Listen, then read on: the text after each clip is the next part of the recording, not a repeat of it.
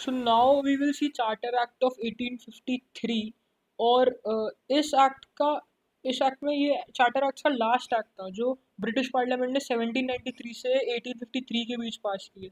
ये एक significant constitutional landmark था और इसके फीचर्स की अगर बात करें तो पहली बार इसने जो गवर्नर जनरल्स काउंसिल के लेजिस्लेटिव और एग्जीक्यूटिव फंक्शंस हैं उनको सेपरेट कर दिया है। अब लेजिस्लेटिव फंक्शंस अलग है, एग्जीक्यूटिव फंक्शंस अलग है। इसने काउंसिल में 6 नए मेंबर्स ऐड किए हैं जिसे लेजिस्लेटिव काउंसलर्स कहा गया है। और दूसरे शब्दों में इसने एक special governor general legislative council establish किया है जो इंडियन सेंट्रल लेजिस्लेटिव काउंसिल के नाम से जाना जाएगा।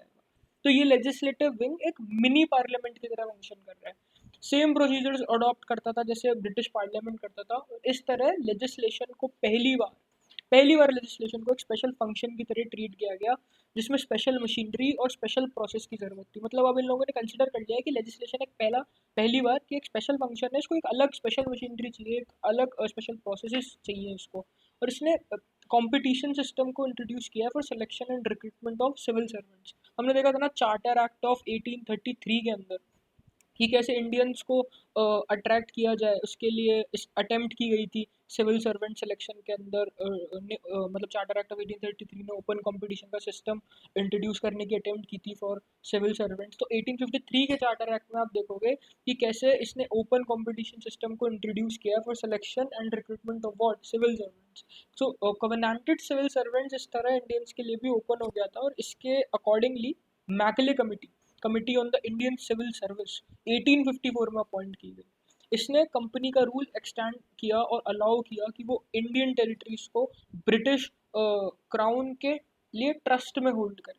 ठीक है, तो लेकिन अनलाइक प्रीवियस चार्टर्स इसने कोई पर्टिकुलर पीरियड स्पेसिफाई नहीं किया। ये क्लियर इंडिकेशन था कि कंपनी का रूल पार्लियामेंट जब चाहे तब टर्मिनेट कर सकता है। पर अभी जो कंपनी है वो होल्ड कर रही है इंडियन टेरिटरीज को ब्रिटिश क्राउन के लिए ट्रस्ट में।